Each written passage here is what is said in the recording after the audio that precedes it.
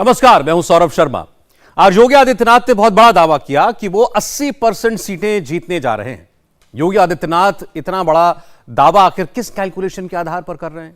दावे तो औरों के भी हैं। अभी तक 113 सीटों पर वोटिंग हो चुकी है, उसमें भी अखिलेश और योगी दोनों ही क्लेम कर रहे हैं कि 100 सीटें जीतेंगे। अब किसके दावे में कितना दम है? आज अमित शाह भी मैदान में थे, उन्होंने कह दिया कि 300 से ज्यादा सीटें आएंगी।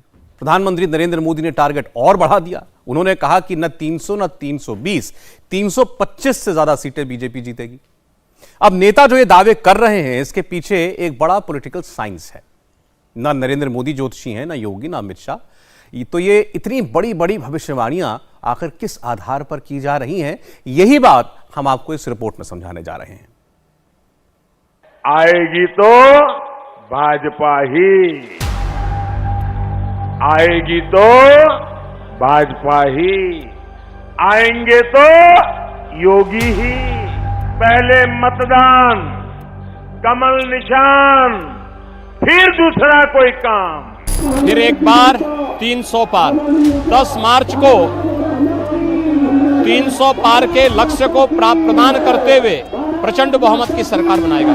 भारतीय जनता पार्टी तेजी के साथ 300 सीटों की ओर बढ़ रही है मित्रों, तेजी के साथ। श्री अखिलेश यादव जी 400 सीट का दावा कर रहे थे आज से 4 महीने पहले, अब वो 40 पे सिमट गए।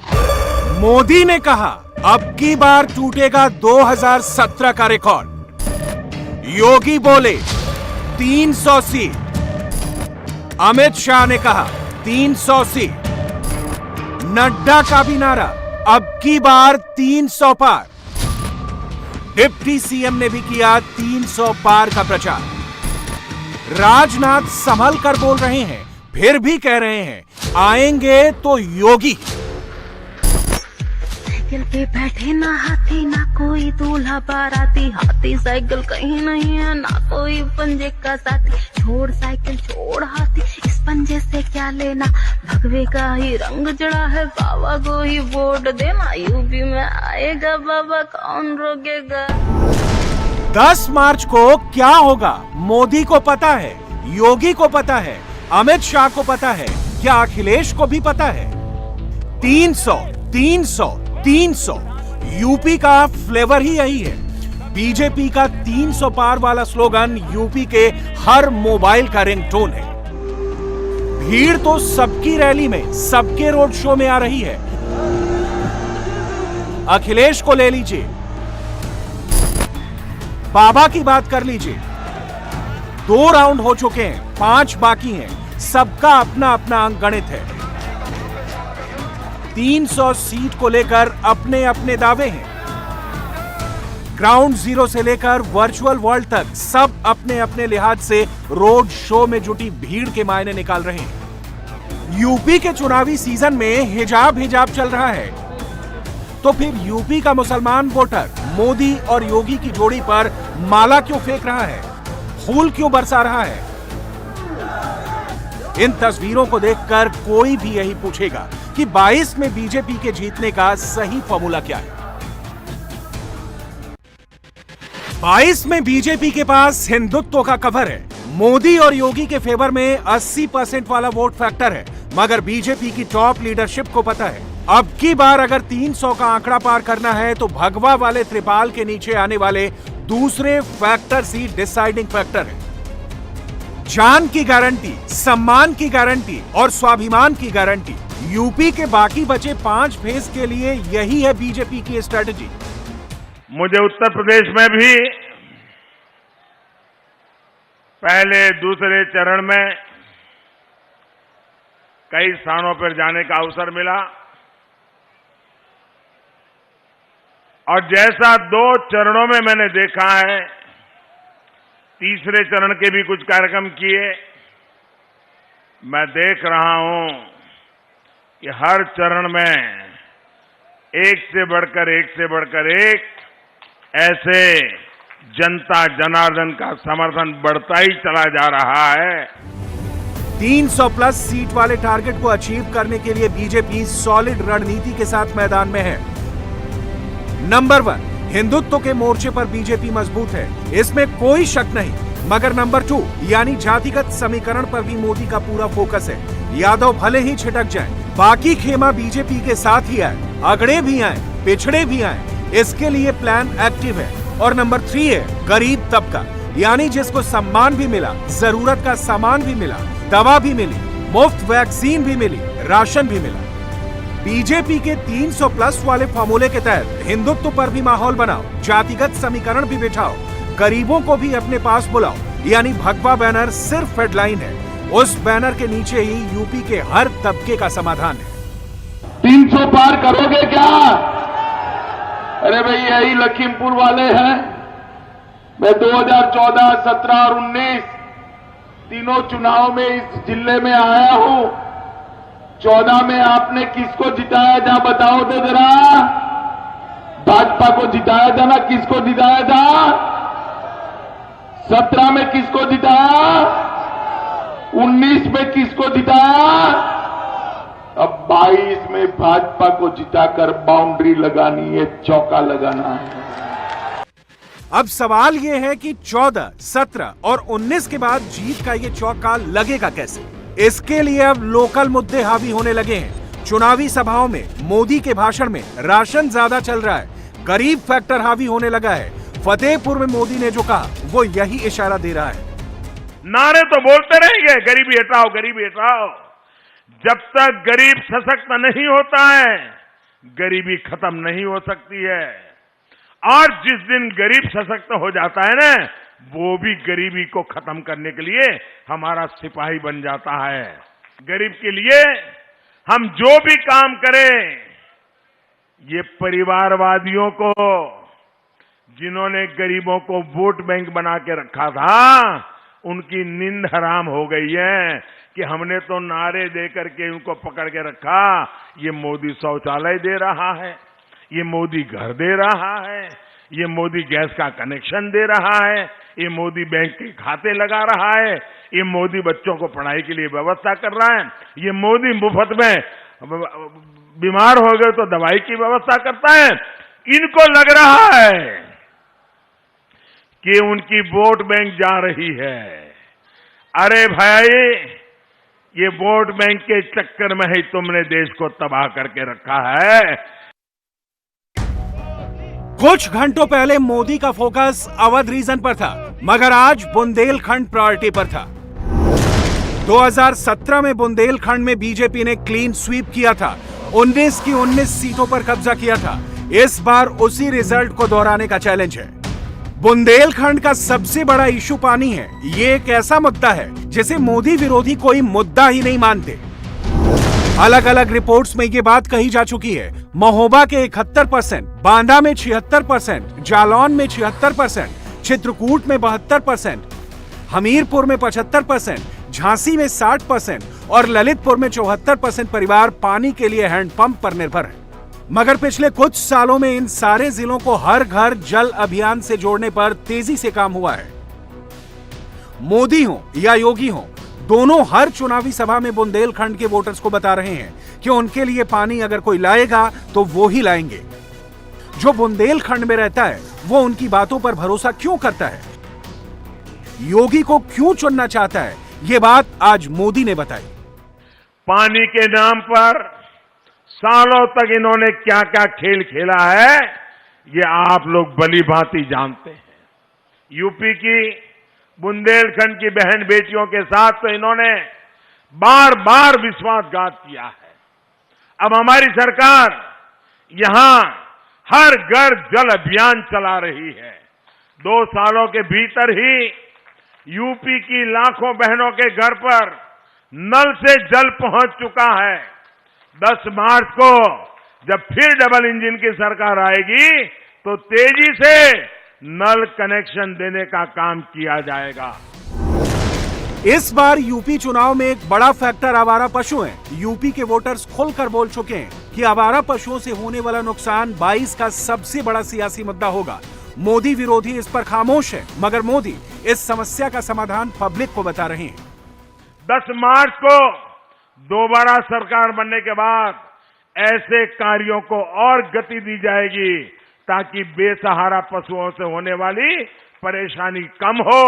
आपका जो संकट है उसको हम दूर कर पाए, ये हम चिंता करते हैं। मोदी और योगी के खेमे में हिंदू तो आ रहे हैं, क्या मुसलमान भी आ रहे हैं? जवाब योगी के रोड शो की इस तस्वीर में है। मुस्लिम समुदाय का यूं योगी आदित्यनाथ का सत्कार करना अखिलेश के खेमे के लिए खतरे की घंटी है। रही बात मुस्लिम महिलाओं की, तो ये तबका खुलकर भले ही कुछ न बोले, मगर मोदी और योगी के फेवर में साइलेंटली वोट डाल सकती है। 2017 में बिल्कुल यही हुआ था। क्या इस बार भी ऐसा ही होगा? एक हिट मोदी ने आज भी दिया है। एक कितने स्वार्थ में डूबे हुए हैं कि जो लोग उनको वोट देते हैं उनका भला भी नहीं सोच पाते हैं। ऐसे लोगों पे कभी भरोसा किया जा सकता है क्या? ऐसे लोगों पे भरोसा किया जा सकता है क्या? मेरी मुस्लिम माताओं बहनों, छोटी छोटी बात में 3 तलाक, 3 तलाक, 3 तलाक हो गई छुट्टी। वो बेटी बेचारी कहां जाएगी? क्या मैं सिर्फ वोट का ही सोचता रहूं, कुर्सी का ही सोचता रहूं कि देश का भी सोचूं कि न सोचूं? लेकिन भाइयों बहनों, इनको तो 3 तलाक में भी विरोध था। आज मुझे हिंदुस्तान के हर कोने में से मेरी मुस्लिम बहन बेटियां जो आशीर्वाद दे रही हैं, क्योंकि उनके जीवन की रक्षा का मैंने बहुत बड़ा काम किया है। भाइयों, कानून का मुद्दा इस बार यूपी का सबसे हॉट टॉपिक है। चुनाव प्रचार शुरू होने से पहले और बाद में बीजेपी ने इस मुद्दे को जमकर भुनाया। बाकी बचे 5 फेज के चुनाव में बीजेपी के 300 प्लस वाले टारगेट को अचीव करने में लॉ एंड ऑर्डर वाला इशू ट्रम्प कार्ड साबित होगा। योगी जी की सरकार अब माफियाओं का इलाज,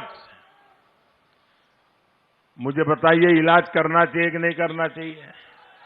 ये इलाज होना चाहिए कि नहीं होना चाहिए? योगी जी सही कर रहे हैं कि नहीं कर रहे हैं?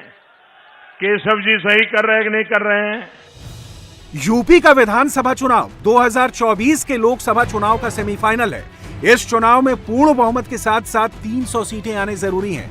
तभी 2024 में होने वाले आम चुनाव में 70 प्लस के लक्ष्य का सपना पूरा हो सकता है। इसलिए भाजपा के थिंक टैंक ने प्री प्लान्ड स्ट्रेटजी के साथ 300 पार वाला आइडिया कॉइन किया है और योगी ने खुलकर कहा है कि उनके लिए 80% का मतलब है 80% वो ही जीतेंगे। 80% लोग हमारे साथ में हैं। 80% सीटें बीजेपी जीतेगी। इसलिए जीतेगी, मुझे एक बात बताइए, 2017 में भारतीय जनता पार्टी ने 325 सीटें जीती थी। ये 325 सीटें क्या 80% नहीं है क्या? दूसरा, विकास हम करा रहे हैं, सुरक्षा हम दे रहे हैं, कोरोना महामारी के समय, संकट के समय जनता के साथ हम खड़े हैं। प्रदेश को, पूरे प्रदेश को हम लोग एक परिवार के रूप में मान करके प्रदेश के समग्र विकास के लिए दिन रात एक किए हुए हैं। 5 साल बिना रुके, बिना थिके, बिना झुके, बिना डिगे काम किए हैं। जब काम हमने किया है, भारतीय जनता पार्टी की सरकार ने किया है, तो जनता वोट भी हमें देगी कि उन लोगों को देगी जो अपने परिवार तक सीमित हैं। पर अखिलेश जी कह रहे हैं कि 2 चुनाव के बाद योगी जी के चेहरे पे 12 बज गए हैं। तो ये तो उनका चेहरा स्वयं बताता है। वे 12 बजे सो के उठते हैं, इसलिए 12 बजे उनको अपनी शक्ल देखने को मिलती है। 2014 लोकसभा चुनाव में 42% वोट और 325 सीट। 2017 यूपी विधानसभा चुनाव में 40% वोट और 312 सीट। 2019 लोकसभा चुनाव में 50% वोट और 275 सीट। ये बीजेपी का मैजिकल फिगर है और इसी फिगर के आधार पर मोदी की पॉपुलैरिटी के ग्राफ पर 22 में 300 पार का नारा बुलंद किया जा रहा है। मोदी का फुल कॉन्फिडेंस दिख रहा है। उत्तर प्रदेश में थे, रैली करके लौटे हैं, क्या अनुभव रहा? जनता का जो फील था, क्योंकि आप बहुत बेहतर समझते हैं, क्या फील हुआ वहां पे? देखिए, मैं मूलतः तो संगठन में काम करने वाला व्यक्ति रहा हूं, तो जनता के बीच में ही रहा हुआ एक इंसान हूं, तो जनता की नब्ज को मैं भली भांति जानता हूं। जी। देश की जनता का भरोसा भारतीय जनता पार्टी पर निरंतर बढ़ता चला जा रहा है। जो मैं उत्तर प्रदेश में भी देख रहा हूं, उत्तराखंड में देख रहा हूं, और हमारे जो सभी 5 राज्यों में चुनाव है उन सभी जगह पे मैं देख रहा हूं, इन सभाओं में देख रहा था, जी। पूरी तरह भारतीय जनता पार्टी एक प्रकार से लहर है। भारतीय जनता पार्टी को विजयी बनाने का मूड है। उत्तर प्रदेश को लेकर कैसा अनुभव रहा सर? बहुत ही अच्छा, बहुत ही उत्तम। जी। और मैंने तो देखा है कि मैं वर्चुअल में भी मेरा अनुभव अच्छा था। जी। मैंने काशी के में मेरे कार्यकर्ताओं के साथ एक बार फोन किया था, जी। तब भी मेरे पास ग्राउंड रिपोर्ट बहुत ही अच्छा था। और अब तो मुझे ये कोरोना में कठिनाई थोड़ी कम होने के कारण इलेक्शन कमीशन ने भी सुविधा दी, तो मैं खुद रैलियों में जा रहा हूँ पिछले 3-4 दिन से। जी। अद्भुत रिस्पांस मैं देख रहा हूँ, जी। जो मैं 2014 के चुनाव में देख रहा था, जी। वैसा ही माहौल मुझे इस दिनों इन चुनाव में नजर आ रहा है। 300 प्लस वाला टारगेट मुश्किल जरूर है, नामुमकिन नहीं है। इसीलिए तो लोकल मुद्दे उठाने के साथ साथ जहां जहां संघर्ष है वहां भी जीत के फॉर्मूले पर काम किया जा रहा है। मसलन कानपुर बुंदेलखंड की 52 सीटों पर संघ की तरफ से किए गए जमीनी सर्वे को पेश किया गया। इन सीटों को ए, बी और सी श्रेणी में बांटा गया। बैठक में इंफॉर्मेशन दी गई कि 40 सीटें ए कैटेगरी में होने से भाजपा की स्थिति अच्छी है, जबकि 6 सीटें बी और सी श्रेणी में आई हैं। यानी वहां काम करने की जरूरत है और एक्शन शुरू हो चुका है। अब अवध और बुंदेलखंड के तेज विकास के लिए बदला लेने वाले नहीं, जमीन पर बदलाव करने वाले चाहिए। परिवारवाद को बढ़ावा देने वाले नहीं, पलायन को रोकने वाले चाहिए। सिर्फ घोषणा करके सो जाने वाले नहीं, बल्कि गौर परिश्रम करने वाले लोग चाहिए। अब तो यूपी की चुनावी रैलियों में पंजाब की भी एंट्री हो गई है। पंजाब के सीएम चरणजीत सिंह चन्नी के विवादित बयान पर प्रियंका ने ताली बजाई और मोदी ने पंजाब से लेकर यूपी तक वोटर्स को यूपी वालों के अपमान की कहानी डिटेल में सुनाई। और ये तय मानिए कि कांग्रेस का ये सेल्फ बोल उसे पंजाब में भारी पड़ेगा। यूपी में नुकसान होना तो तय है ही। कांग्रेस हमेशा से एक क्षेत्र के लोगों को दूसरे से लड़ाती रहती है ताकि उनकी गाड़ी चल जाए। ये कांग्रेस के जो मुख्यमंत्री ने जो कल बयान दिया है और जिस पर ये दिल्ली का परिवार है उनका मालिक, वो बगल में खड़े रह करके तालियां बजा रहा था, बताइए। और ये पूरे देश ने देखा है। अपने इन बयानों से ये लोग किसका अपमान कर रहे हैं? यहां का कोई ऐसा गांव नहीं होगा, कोई ऐसा गांव नहीं होगा जहां हमारे उत्तर प्रदेश के भाई बहन या हमारे के बिहार के भाई बहन यहां पर मेहनत न करते हो, ऐसा कोई गांव नहीं होगा भाइयों। मैं जरा इन नेताओं से पूछना चाहता हूं, आप मुझे बताइए, संत रविदास जी कहां पैदा हुए थे? क्या पंजाब में पैदा हुए थे क्या? संत रविदास जी उत्तर प्रदेश के बनारस में पैदा हुए थे, काशी में पैदा हुए थे। और आप कहते हो उत्तर प्रदेश के भाइयों को घुसने नहीं दोगे, तो क्या आप संत रविदास जी को भी निकाल दोगे? क्या संत रविदास जी के नाम को मिटा दोगे? क्या भाषा बोलते हो तुम लोग? योगी से भी समस्या, मोदी से भी समस्या। गौर परिवारवादियों की लिस्ट में कुछ नाम ऐसे भी हैं जिन्होंने दशकों तक देश में और यूपी में सरकारें चलाई है, लेकिन आप लोगों ने जब से उन्हें यहां से बेदखल किया है, इन लोगों की यूपी के प्रति नफरत दिनों दिन बढ़ती जा रही है। इन परिवारवादियों के मुख्यमंत्री ने यूपी के लोगों का अपमान किया तो गांधी परिवार तालियां बजाता रहा, और आज ये लोग यूपी के लोगों से आकर वोट मांग रहे हैं। आपको इन परिवारवादियों से भी बचकर रहना है। यूपी के करहल का मैदान आज बिल्कुल सजा हुआ है। मुलायम सिंह यादव मौजूद हैं, शिवपाल यादव भी हैं। यादव परिवार की 3 जनरेशंस के नेता अखिलेश यादव को जिताने के लिए आए हैं और अखिलेश को हराने के लिए पहुंचे अमित शाह। करहल में ऐसा क्या है जो पूरे परिवार को आना पड़ा? वो है यादव वोट। करहल में जिसको यादव वोट मिलेगा वो जीतेगा। क्या अखिलेश पर अब यादव वोट भी डोलने लगा है? करहल में किस नेता की धड़कन बढ़ी हुई है, कौन बढ़ा रहा है? इस रिपोर्ट में आपको करहल की क्लियर पिक्चर मिलेगी। पूरा यादव परिवार मौजूद है, भाई है, भतीजा है, नेताजी भी मौजूद हैं। मंच से शक्ति प्रदर्शन है और सामने भारी भरकम भीड़ है। करहल से अखिलेश यादव चुनावी रण में उतरे हैं और पूरा खानदान अखिलेश को जिताने के लिए मैदान पर उतर आया है। अखिलेश यादव के लिए पूरा माहौल तैयार किया गया। आज हमारे बीच में जो विशाल जनसमूह है, किसानों की तादाद, नौजवानों की तादाद पूरी की पूरी, देखिए लाखों लोग हैं। आज कभी उम्मीद नहीं कोई करता था कि इतनी भीड़ होगी। सभा देखिए कितनी भीड़, कहाँ से कहाँ तक भीड़ है, पूरा का पूरा भीड़ है। इससे साबित हो रही है, इससे साबित हो रही है कि जनता क्या चाहती है। जनता चाहती है कि आज हम आए आपके बीच, उनके दिमाग में है कि देखिए मुलायम सिंह क्या कहते हैं। तो मैंने कह दिया आपको, किसान, नौजवानों, व्यापारी, इन तीनों को मिलकर के ही देश का विकास कर सकते हैं। इतनी भीड़ कभी होती नहीं थी सभाओं में, आज लाखों लोग हैं। नेताजी पहले पहुंच गए थे। अखिलेश की स्पेशल एंट्री का बंदोबस्त किया गया।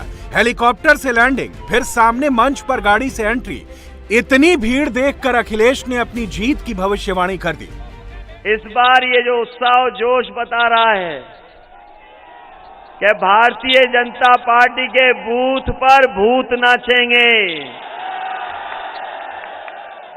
उन्हें मतदाता नहीं मिलेंगे, वोट डालने वाले नहीं मिलेंगे। और हमें तो ये लगता है करहल के बूथों पे मक्खी मारने वाला भी नहीं मिलेगा कोई। मैं आपसे कह रहा हूं, जीत आपकी हो चुकी है, लेकिन आपको बहुत सावधान रहना है। ये भारतीय जनता पार्टी के लोग कोई भी साजिश कर सकते हैं,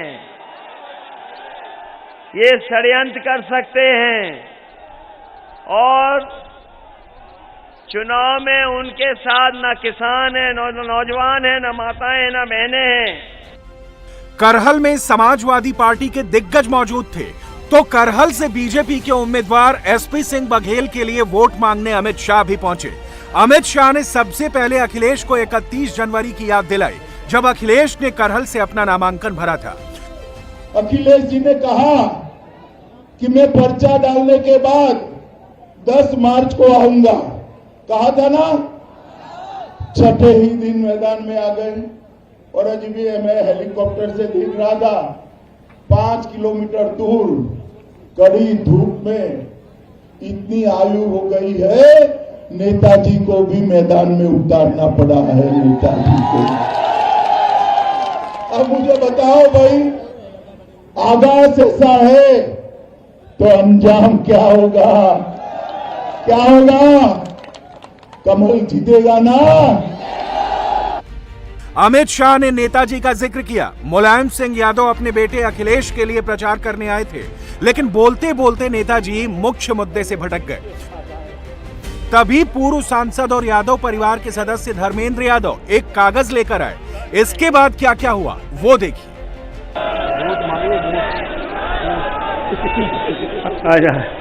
अब जो यहाँ उम्मीदवार हैं, जो भी उम्मीदवार यहाँ हैं, वो अखिलेश उम्मीदवार हैं, कांग्रेस को भारी बहुमत जिताने। हाँ, मेरी भावना है, उसको पूरी भावना का आदर करते हुए अखिलेश को भारी बहुमत जिताना और समाजवादी पार्टी को मजबूत करना। करहल यूपी चुनाव की सबसे हॉट सीट बन गई है। दांव पर अखिलेश की साख है, तो बीजेपी ने भी अखिलेश को हटाने का प्रण ले लिया है। करहल को समाजवादी पार्टी का गढ़ माना जाता है, लेकिन जो बात अखिलेश ने हजारों समर्थकों के सामने बोली और जिस तरह से अमित शाह दावा ठोक रहे हैं, वो बता रहा है करहल की जंग जबरदस्त होने वाली है। आज के बाद, इस कार्यक्रम के बाद आप अपने गांव चले जाना, अपने घर रहना, अपने आसपास के लोगों को मनाना, अपने आसपास के लोगों को अपने साथ लेकर के साइकिल चुनाव चिन्ह के लिए सहयोग और मदद मांगना। बताओ, आज के बाद कहीं मत किसी से गांव में रहना, सड़क पर नहीं रहना है। ये विरोधी लोग कुछ भी कह सकते हैं, कुछ भी साजिश कर सकते हैं। बताओ, षड्यंत्र और साजिश से बचाओगे कि नहीं बचाओगे? अपने गांव में रह करके अपने मोहल्ले में सबको मनाओगे कि नहीं मनाओगे? अगर आप वोट डाल दोगे, केवल आप वोट डाल दोगे, तो उत्तर प्रदेश की सबसे बड़ी जीत करहल की जनता समाजवादी पार्टी को दिलाएगी। 300 सीट जीतने की जरूरत नहीं है। 300 सीट का काम एक ही सीट से हो सकता है। समझ में आया? अरे करहल में कमल खिला दो, पूरे यूपी में सपा का सुपड़ा साफ हो जाएगा, नहीं हो जाएगा? जोर से बोलो, हो जाएगा नहीं हो जाएगा? करोगे या नहीं करोगे? इसीलिए आज करहल की चुनावी राजनीति क्या कहती है, जातीय समीकरण क्या बताता है, करहल की जनता क्या चाहती है, तीनों मुद्दों को जब समझेंगे तब कहीं जाकर पता चलेगा करहल में जीत किसकी हो सकती है और किसको झटका लगेगा। करहल से अखिलेश यादव पहला विधानसभा चुनाव लड़ रहे हैं। बीजेपी की तरफ से एसपी सिंह बघेल मैदान पर उतरे हैं। बीएसपी ने कुलदीप नारायण को टिकट दिया है। कांग्रेस ने अखिलेश के समर्थन में अपना प्रत्याशी नहीं उतारा। अखिलेश यादव यूपी के मुख्यमंत्री रह चुके हैं और एसपी बघेल केंद्रीय मंत्री हैं। अखिलेश यादव जब मुख्यमंत्री बने थे तब वो कन्नौज से लोकसभा सांसद थे, बाद में विधान परिषद के सदस्य बने और 5 साल तक मुख्यमंत्री रहे। अखिलेश ने करहल सीट को क्यों चुना और नेताजी का करहल से क्या खास कनेक्शन है, ये भी बताएंगे, साथ ही चुनावी समीकरण भी समझाएंगे। लेकिन पहले करहल में जिनको अपना विधायक चुनना है वो जनता क्या चाहती है, ये जानने के लिए हमारी टीम करहल पहुंची। यादव मोहल्लों में भी बात की, गैर यादवों में भी उनकी राय जानी। सबसे पहले देखिए, जब यादव मोहल्लों में एक ठाकुर बेटी ने योगी का खुलकर समर्थन किया तो फिर क्या हुआ। क्या है करहल में माहौल, इस वक्त हम जानने के लिए करहल में मौजूद हैं और ये सेसागंज चौराहा है। सेसागंज चौराहे पे हम इस वक्त मौजूद हैं, जनता है, उनसे हम जानते हैं। आपने तो टोपी उपी लगा रखी है, एकदम समाजवादी का माहौल चल रहा है। जी, समाजवादी का है। यहाँ से बीजेपी की तो जमानत जब्त होने वाली है भैया। यहाँ तो बीजेपी का कोई वोट ही नहीं है। क्या नाम भैया आपका? सनोज यादव। सनोज जी, किसका माहौल चल रहा है यहाँ पे? यहाँ पे सब समाजवादी पार्टी का माहौल है। मंत्री जी केंद्रीय मंत्री आए, उनको चुनौती देने अखिलेश जी नहीं, घर से लाके यहाँ पे खड़े कर दिया कि यहाँ के थोड़ी मंत्री हैं। मंत्री वहाँ कहाँ के हैं, कहाँ क्या है, कोई जानता ही नहीं है। यहाँ तो यहाँ अखिलेश यादव, यहाँ अखिलेश समाजवादी पार्टी का सब यहाँ गढ़ है। अच्छा, क्या नाम? जगदीश सिंह यादव। किसका लेकिन माहौल यहाँ पे किसका चल? तो वो डंके की चोप अखिलेश का रहेगा, उसे कोई रोक नहीं पाएगा। अखिलेश की बात क्या, वो तो पूरे उत्तर प्रदेश में रहेगा उसका। अच्छा। कोई उससे रोकने वाला नहीं है। सत्यवीर सिंह साहब, किसका माहौल चल रहा है यहाँ पे? साइकिल का। क्यों ऐसा? साइकिल अच्छी है। बघेल साहब कह रहे हैं कि वो यहाँ से जीतेंगे, जो किला है समाजवादी पार्टी का उसे ढहाएंगे। कुछ नहीं कर पाएंगे, 0 वोट है। दोनों में कौन बढ़िया विधायक साबित होंगे, अखिलेश यादव या एसपी सिंह बघेल? अखिलेश यादव तो बेस्ट है ही। वो युवा हैं, युवा की बात सोचते हैं, पढ़े लिखे हैं, बाहर से पढ़ के आए हैं। अब पढ़े लिखे की बात समझेगा। किसका माहौल चल रहा है यहाँ पे, कौन जीतेगा चुनाव? योगी जी। योगी। क्यों ऐसा कह रही हैं? क्योंकि उनकी सरकार तो बहुत अच्छे से खासी चल रही है। क्या नहीं किया उन्होंने, सब कुछ तो किया है जनता के लिए। अनाज दाना सब कुछ दे रहे हैं और जो लड़कियों के लिए इतना सब कुछ कर रहे हैं। क्या नहीं किया, सब कुछ तो किया है। यहाँ से करहल सीट से कौन जीतेगा, एसपी बघेल या अखिलेश? एसपी सिंह बघेल।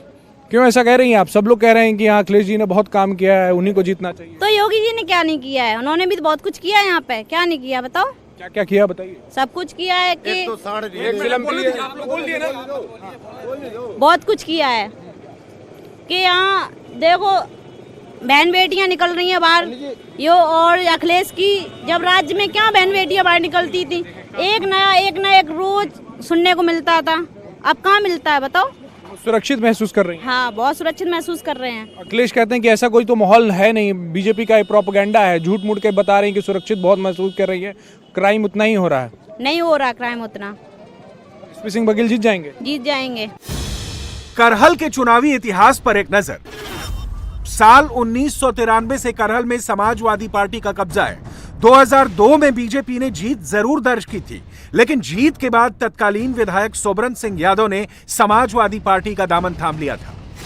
इससे पहले साल 1992 में बाबूराम यादव ने भी जनता पार्टी के टिकट से जीत दर्ज की थी, लेकिन फिर मुलायम सिंह के साथ चल दिए।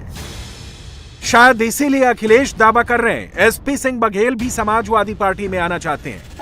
विरोधी के पास वोट नहीं है, वोट नहीं है, और वो सब दल में घूम आया है। कोई दल नहीं बचा जिसमें ना घूम के आया हो सकता है नंबर लगाया हो कि समाजवादी पार्टी में भी आ जाएंगे बाद में, इसीलिए संबंध बनाने करहल में आया है। बताओ, हर दल घुमाया, प्रत्याशी का नहीं आया। 1985 से करहल में हर बार यादव विधायक चुना गया है। ऐसा क्या होता है, ये समझने के लिए करहल के जातीय समीकरणों को जानना होगा। करहल में कुल वोटर्स 3,71,000 हैं, जिसमें अकेले यादव वोटर्स 1,44,000 हैं। शाक्य 34,000 वोटर्स हैं, जाटो 33,000 हैं, ठाकुर 25,000, पाल 16,000, ब्राह्मण 14,000, लोधी 10,000 और मुस्लिम 14,000 वोटर्स हैं। यादव वोटर्स करहल में बहुत बड़ा फैक्टर है। पिछले 2017 यूपी चुनाव में करहल का रिजल्ट, समाजवादी पार्टी के उम्मीदवार सोबरन सिंह यादव को 1,04,221 वोट मिले, कुल 49.08% वोट, जबकि दूसरे नंबर पर बीजेपी के राम शाक्य को 65,816 वोट मिले, कुल 31.45%। 2012 में बीजेपी ने करहल से अनिल कुमार यादव को टिकट दिया था, तब उनको केवल 13,000 वोट मिले, यानी 6.65% वोट। इसलिए बीजेपी ने बहुत सोच समझकर जातीय समीकरण के मुताबिक एसपी बघेल को मैदान में उतारा है। एसपी बघेल पिछड़े और दलितों के नेता हैं। करहल विधानसभा के कुछ गांवों में ऐसे नेता की मांग भी थी। करहल के कनकपुर गांव में मौजूद हैं और एक घर के बाहर मौजूद हैं। लोग हमारे साथ इस वक्त मौजूद हैं। मेरा नाम रामेश्वर दयाल। कौन जीतेगा यहाँ से? यहाँ से अभी अंदाज यही तो नहीं लगा पाएंगे। आपको क्या लगता है किसको जीतना चाहिए? किसको जीतना तो चाहिए वैसे बघेल को। किसको यहाँ से वोट पड़ेगा? हाँ, यहाँ से सब फूल में ही वोट पड़ेंगे। क्यों ऐसा? फूल में क्यों है? फूल में क्यों? यहाँ गुंडागर्दी ज्यादा होती है यादव लोगों की। हाँ, हर बात में गुंडागर्दी उनकी होती है। ऐसे जब गुंडागर्दी कब तक चलेगी उनकी? ऐसे किसका माहौल चल रहा है इधर? बराबर ही है दोनों का, सपा को भाजपा को। किसको जीतना चाहिए आपके मुताबिक? भाजपा को। बोल रहे हैं कि पहले बहुत गुंडागर्दी होती थी, 5 साल में गुंडागर्दी करती कम हो गई। हमारे कहा कौन गुंडागर्दी ना है भाई, हमें कौन मारो न पीटो, हम जैसे तब आते तैसे आ गए। करहल सीट में कई गांव हैं, हर गांव की अलग सोच है, अलग मांग है, अलग मुद्दा है। हमारे संवाददाता राजेश ने गांव-गांव जाकर लोगों से बात की। करहल विधानसभा के लौंगपुर गांव में इस वक्त मौजूद हैं और यहाँ इस गांव में ठाकुरों की आबादी है, यहाँ पे बघेलों की आबादी है, यहाँ पर कहार जाति के भी लोग रहते हैं। तो एसपी बघेल यहाँ से भारतीय जनता पार्टी की तरफ से चुनाव लड़ रहे हैं। हर बार यहाँ से समाजवादी पार्टी जीतती है, इस बार कुछ बदलाव होगा? पूरा बदलाव होगा। क्यों ऐसा? उनके कामों से है। अब बघेल तो पहली बार आए, अखिलेश भी पहली बार आए, लेकिन योगी के नाम से होगा। किसका जोर चल रहा है इस बार? बीजेपी जीती। क्यों ऐसा? बीजेपी ने अच्छे काम किए। क्या काम अच्छे कर दिए? सब कुछ जो कुछ सबसे पहला उनका काम ये है कि गुंडागर्दी खत्म कर दी योगी आदित्यनाथ। अब इधर 5 साल में जब से योगी जी का शासन चला है तब से भैंसी चोरी होती है। अरे बेटा, काऊ को टेंशन नहीं, किसी को टेंशन नहीं, कोई टेंशन नहीं, कोई टेंशन नहीं। हम बहुत सुखी हैं, बहुत। और मोदी जी को चाहते, योगी जी को। हमारी यही प्रार्थना है कि हमारी योगी जी जीते जाए। हम बस भगवान से यही प्रार्थना करें दिन रात।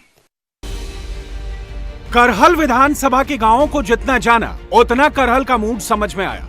अखिलेश यादव की रैली में जबरदस्त भीड़ जरूर आई थी, लेकिन गांव में मौजूद लोगों का दावा कुछ और ही है। हम गंभीरा गांव में हैं। यहाँ जो लोग मौजूद हैं उनसे हम बात करके जानने की कोशिश करते हैं कि क्या है यहाँ पर माहौल। क्या नाम चाचा आपका? श्री कृष्ण तिवारी। यहाँ पर बघेल साहब जो हैं वो पूरा जोर लगा रहे हैं और अखिलेश कह रहे हैं कि वो यहाँ के लोकल कैंडिडेट हैं। किसका जोर ज्यादा है? अब जोर तो अखिलेश वैसे ठीक है, तादाद के हिसाब से तो उनको जोर है, लेकिन बघेल कतई कमी नहीं इस समय। कौन जीत रहा है, अखिलेश यादव या एसपी बघेल? टक्कर है, कुछ नहीं कह सकते। वो अखिलेश यादव तो कह रहे हैं, उनके पार्टी के लोग कह रहे हैं कि प्रदेश में सबसे बड़ी जीत जो है वो करहल से मिलेगी। 10 और 20 हजार के बीच में जीत होगी। अच्छा, क्यों एसपी बघेल के आने से माहौल बदला है क्या? माहौल बदला। कौन सताता गरीब लोगों को? यादव लोग। कैसे सताते हैं? गुंडागर्दी से। कहीं किसी का खेत काट लिया, कहीं किसी की भैंस चुरा ली, कहीं साइकिल उठा ली, और क्या ये गुंडागर्दी से। पिछले 5 साल में योगी जी की सरकार आई तो उसमें कुछ कमी हुई कि नहीं? कम हो गया सर। लोगों से बात हो रही, करें समाजवादी पार्टी सरकार में बहुत गुंडागर्दी थी, भाजपा सरकार में वो कम कर दी गई। ये तो साहब गुंडागर्दी तो सत्यो को द्वापर त्रेता कलियों को सब में ही हुई। ये तो कहने वाली बात है। उससे ज्यादा आप अगर इसको रिकॉर्ड उठाया जाए तो उससे ये परसेंटेज में इस सरकार में ज्यादा गुंडागर्दी है। अखिलेश यादव या एसपी बघेल? यहाँ मैनपुरी से 4 सीटें योगी जी की निकलेंगी। करहल में सुरक्षा बहुत बड़ा मुद्दा है। पिछली सरकार के दौरान जो कुछ हुआ था वो अब तक करहल के लोग नहीं भूले। क्या यही वजह है कि पूरा यादव परिवार करहल में चुनाव प्रचार में जुटा है? राम गोपाल यादव 5 फरवरी से करहल में डटे हैं। धर्मेंद्र यादव और शिवपाल यादव 12 फरवरी से आए हुए हैं। तेज प्रताप यादव चुनाव ऐलान के बाद यहां पर पार्टी के लिए काम कर रहे हैं। और आज राजधानी दिल्ली में आईडी मिलने से हड़कंप मच गया। दिल्ली के ओल्ड सीमापुरी में करीब 3 किलो का आईडी बम मिला है। यह मकान आसिम नाम के एक शख्स का है। इस मकान में किराए पर एक शख्स रह रहा था। 3 और लड़के भी 10 दिन पहले रहने के लिए आए थे। जिसने किराए पर यह लिया उसके नाम पते फर्जी पाए गए हैं। आईडी मिलने के बाद एनएसजी की टीम, बॉम्ब स्क्वाड और फायर ब्रिगेड की टीम वहां पर पहुंची। और जो तस्वीरों में नजर आ रहा था वो मकान वही जहां से आईडी बरामद हुआ। बताया जा रहा है कि गाजीपुर में मिले आरडीएक्स से आज के आईडी बम का पैटर्न जो है वो मिलता जुलता है। ये जो मकान है इसी मकान में ये आईडी बम मिला है और D49 इसका मकान नंबर है। इंडिया टीवी हर वक्त हर जगह डाउनलोड करने के लिए सर्च करें India TV news Google play store या ऐप स्टोर पर।